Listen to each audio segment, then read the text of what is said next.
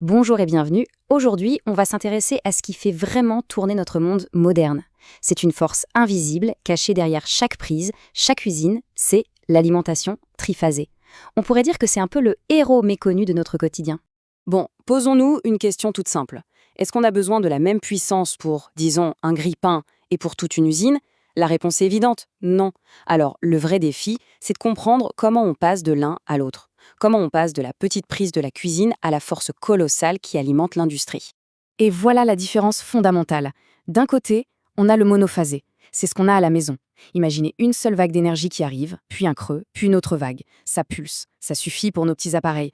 Mais pour l'industrie, pour le monde entier en fait, il faut autre chose. Il faut une énergie lisse, constante, comme un fleuve puissant. Et ça, c'est le triphasé, avec ces trois vagues qui travaillent en parfaite harmonie. Alors, allons un peu plus loin que notre prise murale. Pourquoi est-ce que cette alimentation simple ne suffit pas pour les applications plus gourmandes? On va voir ensemble les limites du monophasé. L'analogie du cycliste est parfaite pour ça. Pensez à une seule personne sur un vélo. Il y a un moment où elle pousse fort sur la pédale, c'est le pic de puissance, et juste après, un moment de quasi-arrêt avant la prochaine poussée. Le monophasé, c'est exactement ça, un flux d'énergie avec des hauts et des bas. Pour des machines lourdes qui ont besoin d'une force constante et régulière, c'est juste pas possible. C'est totalement inefficace. Bon, on a vu le problème. Maintenant, place à la solution. Et c'est une solution vraiment brillante, une petite merveille d'ingénierie. Le générateur triphasé. Alors comment ça marche? C'est assez simple dans le principe. On a un aimant au centre, le rotor, qui se met à tourner. En tournant, il passe devant une première bobine, et hop, ça crée une tension. C'est notre phase A. Il continue de tourner, et 120 degrés plus tard, il passe devant la deuxième bobine. Ça crée une deuxième tension, la phase B.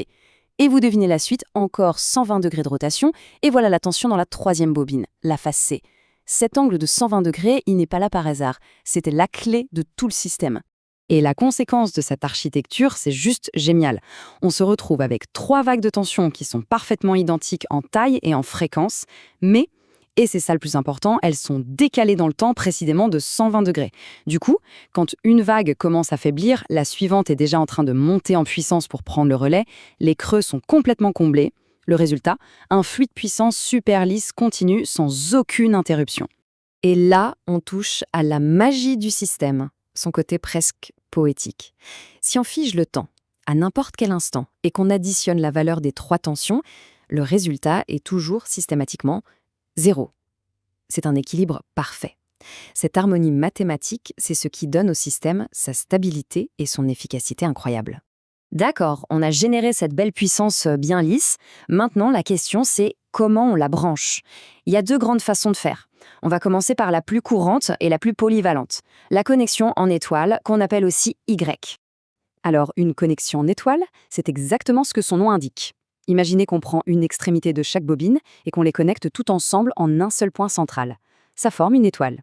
Ce point commun, ça donne naissance à un quatrième fil très important, le neutre. Il sert de point de référence. Et dans un système parfaitement équilibré, comme le nôtre, le courant qui passe dans ce fil neutre est nul, 0. C'est la preuve que tout fonctionne en parfaite harmonie. Et c'est là que le montage en étoile devient vraiment malin. Parce qu'avec ces 4 fils, on obtient 2 niveaux de tension différents à partir d'une seule source. On a la tension de phase, entre une ligne et le neutre. Ça, c'est parfait pour des appareils moins puissants, comme l'écléage. Et puis on a la tension de ligne, entre deux phases, qui est beaucoup plus élevée, précisément racine de 3 fois plus élevée. Et celle-là, elle est idéale pour les gros moteurs. C'est cette polyvalence qui en fait le montage le plus répandu. Ok, si l'étoile est un peu le couteau suisse du triphasé, la deuxième configuration, elle, c'est plutôt le poids lourd. C'est le montage en triangle ou delta. Voyons voir à quoi il sert. Alors là, on oublie le point central et le neutre. Dans un montage en triangle, on connecte les bobines bout à bout. La fin de la première est connectée au début de la deuxième, la fin de la deuxième au début de la troisième et la fin de la troisième au début de la première. Ça forme une boucle fermée, un triangle. Pas de neutre, juste 3 fils. Ce montage est vraiment spécialisé. Son but, c'est de fournir un maximum de puissance aux charges très gourmandes, typiquement les gros moteurs industriels. La grande force du montage triangle, ce n'est pas la tension, c'est le courant. Ici, le courant qui circule dans les lignes d'alimentation est plus élevé, racine de 3 fois plus élevée pour être précis, que le courant qui traverse chaque bobine individuelle.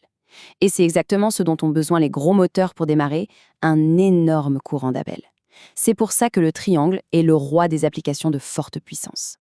Alors, pour résumer ce petit duel, on a d'un côté l'étoile, flexible avec son neutre qui donne deux tensions différentes, parfait pour un usage mixte. Et de l'autre, on a le triangle, simple, puissant, sans neutre, mais capable de fournir des courants énormes, idéal pour la grosse industrie. En gros, ce sont deux outils pour deux missions bien distinctes. Bon, on sait maintenant comment produire et distribuer cette énergie. Mais est-ce que 100% de l'énergie qui sort de la centrale arrive à faire un travail utile? La réponse est pas tout à fait. Il est temps de parler d'efficacité et de mesurer ce qui se passe vraiment. D'abord, il y a la puissance active. C'est, on va dire, la bonne puissance, la puissance travailleuse. C'est celle qui fait vraiment quelque chose. Elle allume l'ampoule, elle chauffe le four, elle fait tourner le moteur. C'est l'énergie qui est transformée en travail utile. On la mesure en watts. Ensuite, on a un concept un peu plus bizarre, la puissance réactive. L'analogie de la bière est parfaite pour ça. Quand on se sert un verre, il y a la bière liquide, ça c'est la puissance active, c'est ce qu'on veut boire. Et puis il y a la mousse. La mousse prend de la place dans le verre, elle est nécessaire au service, mais on ne la boit pas. Eh bien la puissance réactive, c'est la mousse. Elle est indispensable pour créer les champs magnétiques qui font tourner les moteurs, mais elle ne produit aucun travail. C'est une énergie qui fait des allers-retours dans le réseau sans être vraiment consommée. Et pour finir, il y a la puissance apparente. C'est tout simplement la puissance totale que le fournisseur d'énergie doit être capable de livrer. Dans notre analogie, c'est la taille totale du verre, qui doit contenir à la fois la bière et la mousse. C'est la somme de la puissance qui travaille et de celle qui slosh dans les tuyaux. C'est ce que le réseau doit supporter. Et tout ça nous amène à une notion cruciale, le facteur de puissance. En gros, c'est le bulletin de notes de l'efficacité de notre installation. C'est le ratio entre la puissance utile, la bière, et la puissance totale fournie, le verre entier. Un facteur de puissance parfait, de 1, signifierait qu'on a un verre rempli de bière sans aucune mousse. C'est-à-dire que 100% de l'énergie fournie est utilisée pour faire un travail. Et c'est ça l'objectif ultime. Pas juste pour une usine, mais pour la planète entière. Optimiser ce facteur de puissance, c'est s'assurer qu'on ne gaspille pas la moindre parcelle de cette énergie si précieuse qui fait tourner notre monde.